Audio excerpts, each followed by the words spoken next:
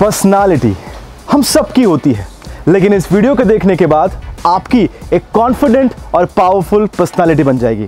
Hi friends, my name is doctor Nakshatra Mehua, success coach, and welcome to our channel Yuva जोश।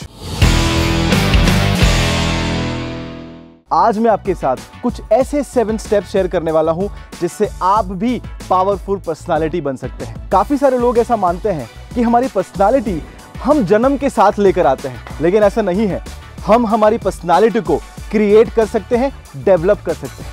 एक positive personality, एक confident personality हमें जिंदगी में बहुत कुछ देती है। एक आपको अच्छी जॉब चाहिए, बिजनेस में ग्रोथ चाहिए, जॉब में प्रमोशन चाहिए, कोई भी इंटरव्यू क्रैक करना है, नए दोस्त बनाने हैं, पॉजिटिव इंप्रेशन डालनी है किसी के ऊपर, कोई भी आप सेलिंग के फील्ड में है, हर एक चीज में एक पॉजिटिव पर्सनालिटी आपको हेल्प कर सकती है। तो आइए जानते हैं कौन से ऐसे 7 स्टेप्स हैं जिससे आप भी पावरफुल, कैरिज्मेटिक और कॉन्फिडेंट पर्सनालिटी को क्रिएट कर सकते हैं।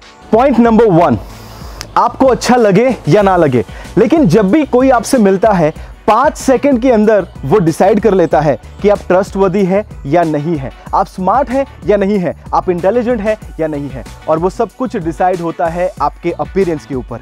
और यस, जिसे हम कहते हैं फर्स्ट इंप्रेशन। और किसी ने बहुत अच्छा कहा है, first impression is the last impression. कभी कभी जिंदगी में हमें सेकेंड इंप्रेशन जमाने का मौका नहीं मिलता है। फर्स्ट इंप्रेशन कैसे क्रिएट किया जाए? लेवल अप, जिसका मतलब है, सोचिए कि जब आपकी बर्थडे होती है, आपका मैरिज फंक्शन है, उस वक्त आप कैसे कपड़े पहनते हैं? क्या आप नॉर्मल कपड़े पहनते हैं?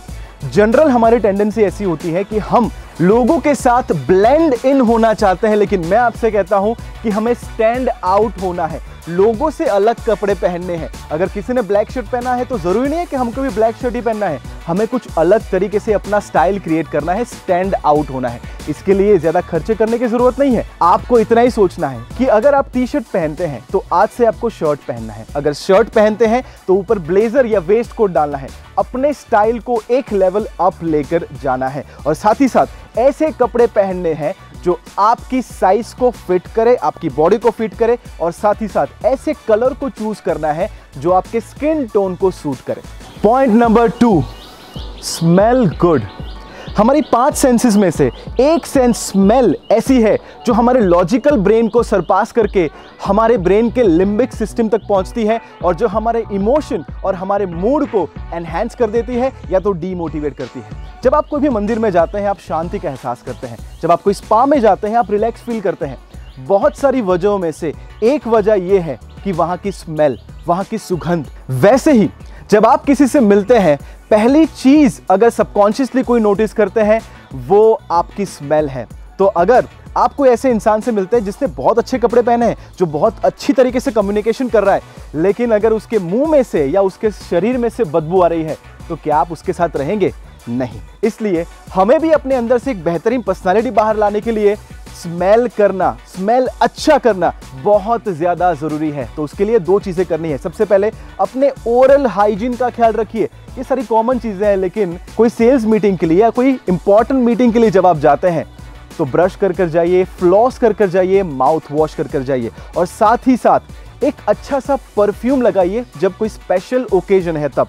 जब मैं आपको कहता हूं परफ्यूम लगाने का, तो काफी सारे लोग वो परफ्यूम को इस्तेमाल करते हैं, पता है कैसे? मतलब परफ्यूम लिया एंड पूरे बॉडी पर छिटक दिया। वो स्मेल भी अच्छी नहीं है।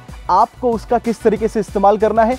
3 जगह पर आपको परफ्यूम लगाना है। सबसे पहले यहां रिस्ट पर लगाइए, यहां पर कान के पीछे लगाइए, इस कान के पीछे लगाइए, या फिर चौथा ऑप्शन है कि आप नेक पर लगा सकते हैं। बस इसके अलावा आपको परफ्यूम की जरूरत नहीं है। पॉइंट नंबर 3, सामने वाले को सेंटर ऑफ अट्रैक्शन बनाइए, ना कि खुद बोलते रहिए। चलिए आप सोचिए, आपकी जिंदगी में कौन से ऐसे लोग हैं जिनको आप कैरिज्मेटिक मानते हैं, जिनको आप कॉन्फिडेंट मानते हैं? उन सभी लोगों में एक चीज कॉमन है कि वो सामने वाले इंसान में जेन्युइन इंटरेस्ट लेते हैं। जब आप उनसे मिलते हैं, वो अपने बारे में बात नहीं करते हैं, वो आपसे सवाल पूछते हैं कि तू बता यार, तेरी जिंदगी में क्या चल रहा है, तेरी जिंदगी में नया क्या है।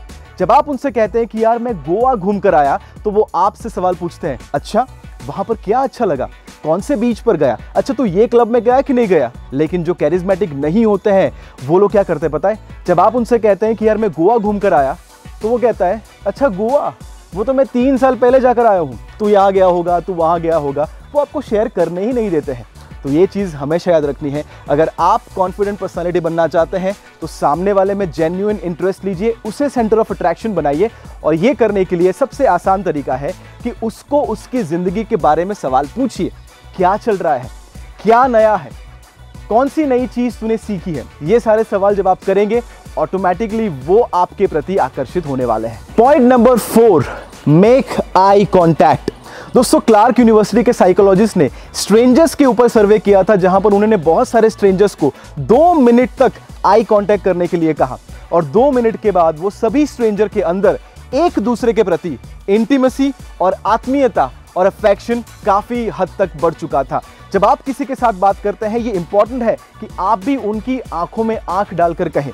Eyes are the windows to the soul, ऐसा कहा जाता है। जब आप किसी के साथ आंख में आंख डालकर बात करते हैं, उस इंसान को महसूस होता है कि उस वक्त उनकी जिंदगी में आप एक इंपॉर्टेंस रखते हैं। तो आई कांटेक्ट कैसे रखना? सबसे पहले आपके आसपास जो भी डिस्ट्रैक्शंस है उसको हटा दीजिए।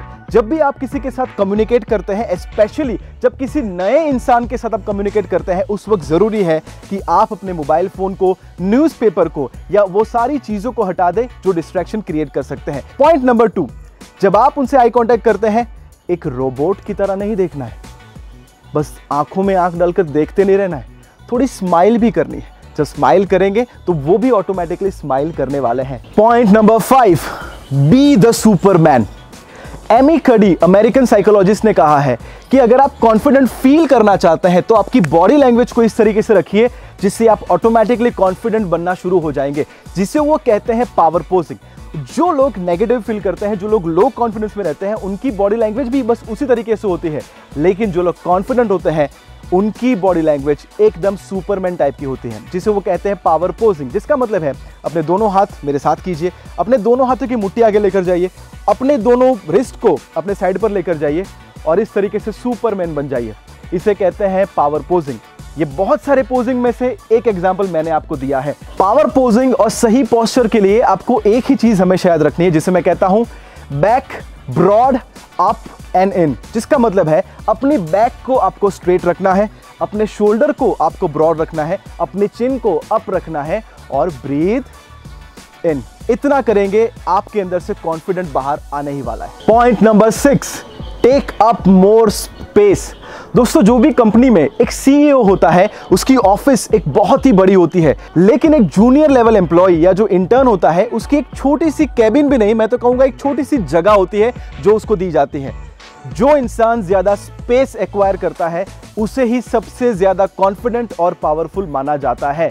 जब आप खड़े रहते हैं तो आपको इस तरीके से खड़े रहना है कि आप इस जगह को ओन करते हैं, ज्यादा स्पेस एक्वायर करनी है। जो लोग कॉन्फिडेंट नहीं होते हैं, वो स्पेस एक्वायर नहीं करते हैं, वो कुछ इस तरीके से खड़े रहते हैं। और जो कॉन्फिडेंट लोग हैं, वो इस तरीके से खड़े रहते हैं। वो दोनों पैरों को बड़ा कर देते हैं, अपनी चेस्ट को बाहर निकालते हैं, स्टमक अंदर रहते हैं और ज्यादा स्पेस को एक्वायर करते हैं। और जब भी आप कहीं पर बैठने के लिए जाते हैं, तब भी आपको इस बात का ख्याल रखना है, कोई इंपॉर्टेंट मीटिंग में या कोई कॉन्फ्रेंस में आप जाते हैं, तब आपको एज पर नहीं बैठना है। इस तरीके से आपको पूरी सीट का इस्तेमाल करना है, अपनी बैक का सपोर्ट लेना है और साथ ही साथ दोनों हाथों को साइड में रखना है और अपने लेग्स को स्ट्रेच कर देना है। और हो सके तो एक पैर के ऊपर आपको दूसरे पैर को इस तरीके से रखना है, कुछ अमिताभ बच्चन की तरह। जब आप ऐसा करेंगे, अभी आप कर सकते हैं, ऐसा करने के बाद आप ऑटोमेटिकली कॉन्फिडेंट फील करने वाले हैं। Point number 7, improve your voice tonality. 2 प्रकार की टोनालिटी होती है, एक डोमिनेंट और दूसरी सबमिसिव। डोमिनेंट का मतलब है ऐसे लोग जो आर्मी में है, पॉलिटिशियन है, सक्सेसफुल एक्टर्स हैं और सक्सेसफुल एंटरप्रेन्योर्स हैं, उन लोगों की डोमिनेंट पर्सनालिटी होती है। जब वो बोलते हैं तो आपका मन करता है कि हमें उनको सुनना है। और सबमिसिव टोनालिटी का मतलब है ऐसे लोग जिनको आपको बोलना पड़ता है कि भाई तूने क्या बोला, मुझे सुनाई नहीं दिया। अगर जब आप किसी के साथ बात करते हैं, वो सामने वाला व्हाट या आई एम सॉरी ऐसा शब्द का इस्तेमाल करता है, दैट मीन्स आपकी टोनालिटी सबमिसिव है। डोमिनेंट टोनालिटी करने के लिए 3 रास्ते मैं आपको आज देना चाहता हूं। सबसे पहले, स्पीक अ लिटिल स्लोअर। जो स्पीड में आप बात करते हैं, उससे थोड़ी स्पीड अगर आप कम करेंगे तो सामने वाला आपकी बात को आसानी से समझ पाएगा। दूसरा, स्पीक अ लिटिल लाउडर। जो वॉल्यूम में आप बोलते हैं, उससे 20% आपको आपका वॉल्यूम बढ़ाना है। ऐसा सोचिए कि आप सामने वाले के लिए नहीं बात कर रहे हैं, आप उसके 2 फीट पीछे जो इंसान खड़े हैं आप उसके साथ बात कर रहे हैं। And point number 3, speak with passion.